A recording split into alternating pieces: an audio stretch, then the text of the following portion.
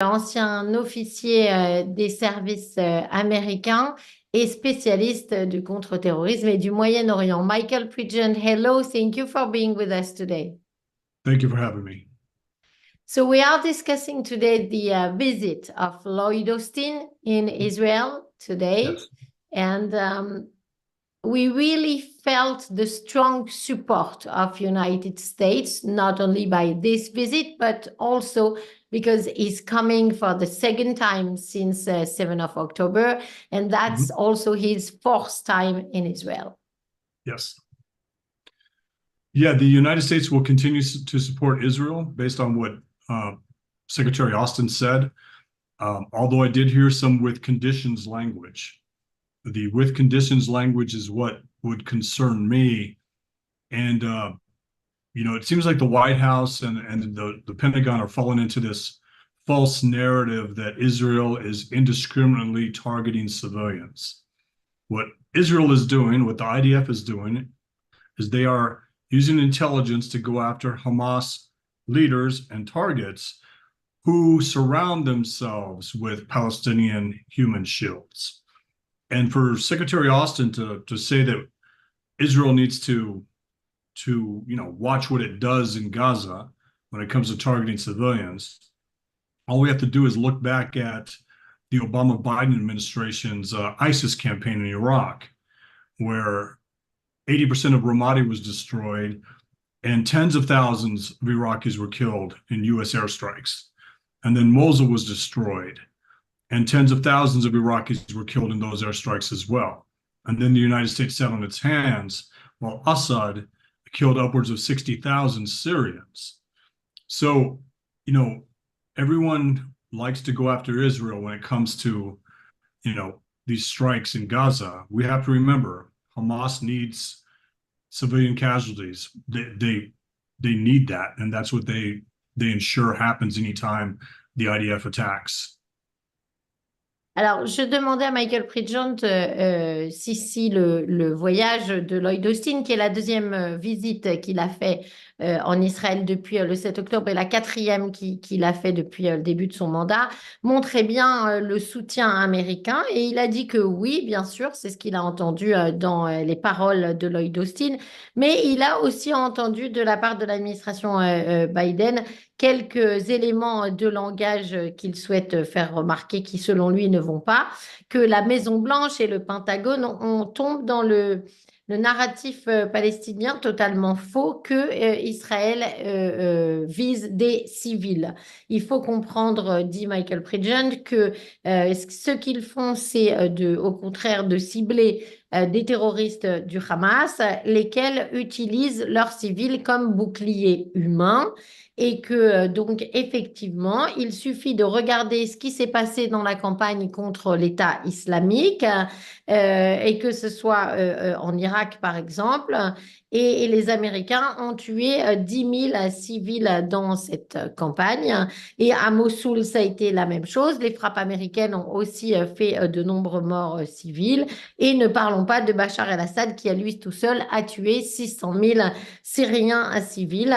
Donc, c'est bien facile aujourd'hui de venir derrière Israël, leur dire qu'il faut faire attention et qu'ils ne peuvent pas se permettre de faire des morts civiles. Mais en tout cas, il faut comprendre que c'est surtout le Hamas qui a besoin de ces morts et qui s'entoure de civils justement pour les obtenir. Benjamin Netanyahu was telling again, Lloyd Austin, that this is a war of civilization. I think the American people has also that in mind. Don't you think so? Est-ce que c'est vraiment une guerre de civilisation? C'est ce que disait Benjamin Netanyahu. On a l'impression que les Américains comprennent bien cela. Yeah, absolutely. The White House and the Pentagon and the State Department continue to overlook the fact that 30 Americans were killed by Hamas on October 7th. And Hamas has not had to pay any price whatsoever when it comes to the United States responding to those civilian deaths. 30 Americans dead. We've had upwards of 10 hostages in Hamas's hands, and now they're threatening to kill the remaining American hostages if the U.S. doesn't put pressure on Israel to stop the attacks in Gaza. Alors oui, c'est vrai, ils le comprennent, aussi bien la Maison-Blanche, le Pentagone, le département d'État. Rappelez-vous qu'il y a 30 Américains qui ont été tués le 7 octobre et que le Hamas, pour l'instant, n'a payé aucun prix pour ces vies américaines.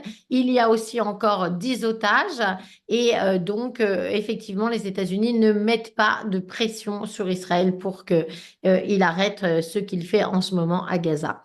Talking about the hostages, the William Burns, the director of the CIA, was meeting today with David Barnea, the director of the Mossad, in Europe to try to help him on those hostages question, which has become really complicated. Aujourd'hui, William Burns était en Pologne avec David Barnea, donc c'est le directeur de la CIA, et rencontrait le directeur du Mossad. Et ils étaient ensemble en Pologne pour essayer de trouver une solution à cette question des otages qui devient de plus en plus compliquée.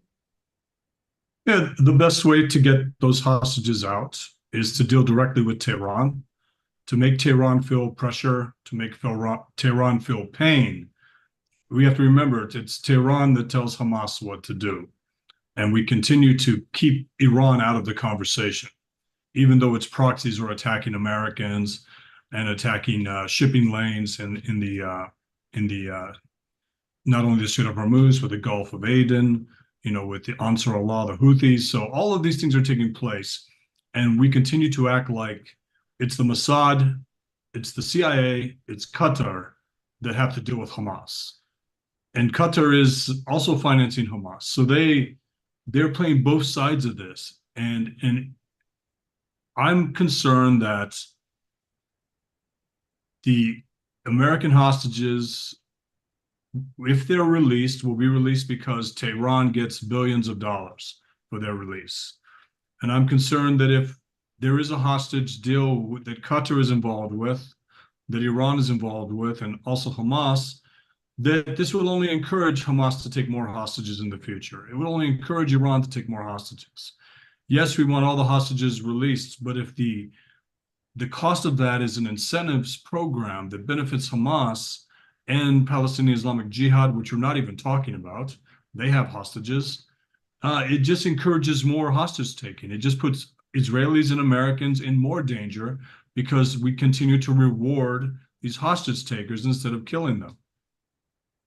Alors, il faut se rappeler que le meilleur moyen de régler cette question des otages, c'est d'aller directement négocier avec Téhéran. C'est Téhéran qui donne les consignes, qui dit au Hamas ce qu'il doit faire ou non. On ne peut pas continuer à garder l'Iran à côté de cette discussion. On le voit bien, l'Iran utilise tous ses proxys dans cette guerre. On le voit aussi en mer Rouge avec les rebelles Houthis. Et donc, on ne peut pas faire comme si c'était le problème de la CIA, du Mossad ou du Qatar. On voit bien d'ailleurs que le Qatar joue double tableau puisque c'est lui le principal financier du Hamas.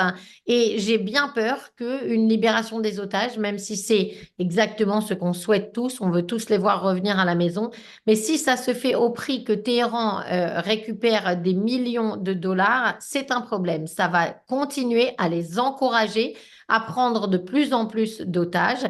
Il ne faut pas qu'ils aient une prime pour avoir pris des otages. Ça mettra les Israéliens et les Américains encore plus en danger. Et on ne parle même pas du djihad islamique qui lui aussi détient des otages. Is the Houthis in the Red Sea really becoming a problem also for America, Michael Pregent? Est-ce que les rebelles Houthis en mer Rouge deviennent aussi un réel problème pour le monde entier et pour l'Amérique? Well, it's becoming a problem in that the more the Houthis are able to conduct these attacks, and they're doing it every day without any price, it becomes a problem for the United States because it empowers Ansar Allah, the Houthis. It empowers Tehran. We have to remember that the weapons the Houthis are using were given to them by Tehran. The ability to launch these weapons and use them in attacks, that capability was trained by Iran's Quds Force. It's Islamic Revolutionary Guard Corps. And the more the United States, again, continues to keep Iran out of the conversation, the more likely these attacks continue. Oui, c'est la même chose. Le problème, c'est qu'il y a de plus en plus d'attaques, il y en a même tous les jours. Et là encore, ça donne encore plus de pouvoir aux rebelles houthis. Et il faut se rappeler que c'est l'Iran qui leur donne leurs armes, c'est l'Iran qui les a entraînés, c'est les gardiens de la révolution islamique qui leur ont donné leur expertise. Et donc, là encore, on ne peut pas les laisser comme ça. Um, the USA will begin soon the campaign for the presidential election. Do you think it will change something to what administration Biden will do in this war? Cette campagne américaine des élections présidentielles, elle doit commencer bientôt. On avait parlé justement de se dépêcher de terminer la guerre en Israël par rapport à ça. Est-ce que vous pensez que l'administration Biden va changer son fusil d'épaule, si j'ose dire, avec cette campagne américaine? Yes, so President Biden is in the low 30s in US polling. Uh, Americans are not happy with the economy, with the border, with a lot of things. Compounded, the Israeli operations in Gaza have compounded this. He's losing a lot of support with some very naive people, I would think, that are saying that the U.S. must withdraw its support for Israel in order for them to vote for Biden. So I think this push by Austin to go to Israel, and especially during an election season, is part of all of this. The Biden administration wants Israel to stop these operations ahead of the U.S. elections so that Biden can claim some sort of foreign policy victory, which is not likely to happen because, as we know, Hamas leaders are saying that October 7th is just the beginning, and they want to do October 7th as many times as possible. And that means Israel is going to stay in this fight. And that means the United States is going to reluctantly continue to support Israel. And the next president that comes in, if it's a Republican, is likely going to continue that support for Israel. And, we're seeing that. This is what our enemies do in an election cycle. Our enemies take advantage of a weak presidency, especially during the last year of that term. We call it a permissive environment. It's where our adversaries always seek advantage. And we're seeing that, whether it's China, Russia, Iran, or these terrorist groups like Hamas. Alors oui, c'est vrai, mais il faut se rendre compte que les Américains ne sont pas contents aujourd'hui de l'administration Biden. L'économie américaine ne va pas bien. Et donc, cette guerre à Gaza, il y a un certain nombre de gens que je trouve assez naïfs d'ailleurs, qui disent qu'ils voteront pour Biden s'il enlève son soutien à Israël dans cette guerre. Mais ça n'est pas possible. Et cette visite de Lloyd Austin, elle fait partie aussi de ce projet. On demande aux Israéliens d'arrêter cette guerre, mais ça n'est pas possible. C'est parce que Biden voudrait pouvoir annoncer en termes d'affaires étrangères une victoire, mais ça n'arrivera pas car si on entend bien ce que dit le Hamas, le 7 octobre n'était qu'un début et donc les Israéliens vont devoir rester dans cette bataille et les Américains vont devoir continuer de les soutenir, même s'ils n'en ont pas très envie. Et le prochain président devra le faire aussi. Et s'il est républicain, il le fera d'autant plus. Et il faut comprendre de toute façon qu'un environnement permissif aujourd'hui ne permet pas de régler les problèmes. Et on le voit bien, il y a un axe du mal entre l'Iran, la Chine et la Russie. Et donc, tout ça ne pourra pas advenir autrement. My last question, Michael Pregent, the Iranian axis seems to be known from everybody for a long time, but we don't get a strong answer from Occidental democracies, and even we get a negotiation, even on the nuclear weapons from Iran. How do you explain that? L'axe de l'Iran est pourtant connu de tout le monde. Comment expliquer que la réponse occidentale soit tellement faible et parfois même que le choix de négocier avec l'Iran, y compris sur le programme nucléaire, continue d'exister? Yes, so this is again something that President Trump even had a problem with recognizing the Iranian axis, but we've seen it strengthened by the Obama-Biden administration and now by the Biden administration. The Obama administration and the Biden administration continually rewarded Tehran in order to get it into the Iran deal, the JCPOA, and that has failed. They constantly said that the Joint Comprehensive Plan of Action was not focused on terrorism or focused on support to terrorism. Well, that's just false, because all of the incentives, all of the giveaways, all of the concessions made embolden Iran's ability to conduct terrorist operations and fund terrorist organizations. So the Iran's axis, the Shia Crescent, the land bridge, everything is in place. And we're seeing that being used now in this conflict between Israel and Iran, is what I really call this. This is a conflict between Israel and Iran by proxy. Iran is using all of its proxies, its Arab proxies, to fight against Israel, yet Iran is not paying the price anywhere, not in sanctions, not in military actions, not in warnings that Tehran will be targeted if it continues. It continues to get concessions from this administration, and that just means that Iran is going to continue. Provocations for concessions. That's how Iran works. Oui, et vous avez raison, mais même le président Donald Trump avait des problèmes à reconnaître cet axe du mal de l'Iran.